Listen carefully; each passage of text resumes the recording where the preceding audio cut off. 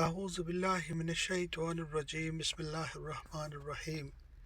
جب مسلمانوں کو حبشہ سے نکالنے کا مطالبہ لے کر مشرکین مکہ کا وفد نجاشی کے پاس آیا تھا تو اس نے مسلمانوں کو اپنے دربار میں بلا کر ان کا موقف سنا تھا۔ اس موقع پر حضرت صلی اللہ علیہ وسلم کے چچا زاد بھائی حضرت جعفر ابن ابی طالب نے اس کے دربار میں بڑی مؤثر تقریر کی تھی، جس سے نجاشی کے دل میں مسلمانوں کی عظمت اور محبت بڑھ گئی اور اسے اندازہ ہو گیا کہ حضرت صلی اللہ علیہ وسلم وہی آخری نبی ہیں جن کی پیش گوئی تورات اور انجیل میں کی گئی تھی۔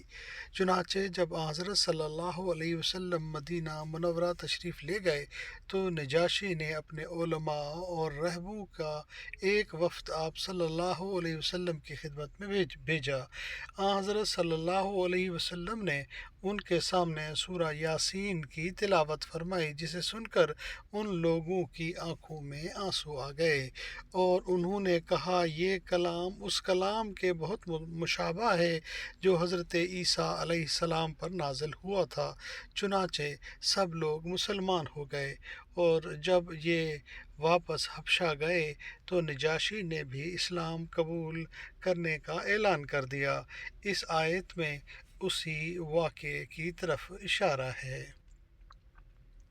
وَإِذَا اور جب سَمِعُوا سنتے ہیں ما انزلہ جو نازل کیا گیا الی الرسول رسول صلی اللہ علیہ وآلہ وسلم کی طرف، ترا تو دیکھے گا، آپ دیکھیں گے، اعینہم ان کی آنکھیں، تفیض بہہ پڑتی ہیں، من الدمع آنسوؤں سے، مما اس وجہ سے، عرفو انہوں نے پہچان لیا، من الحق حق سے، حق کو، یقولون وہ کہتے ہیں، ربنا اے ہمارے رب، آمنا ہم ایمان لائے، فاکتبنا پس ہمیں لکھ لے، مع الشاہدین گواہوں میں سے، گواہی دینے والوں کے ساتھ۔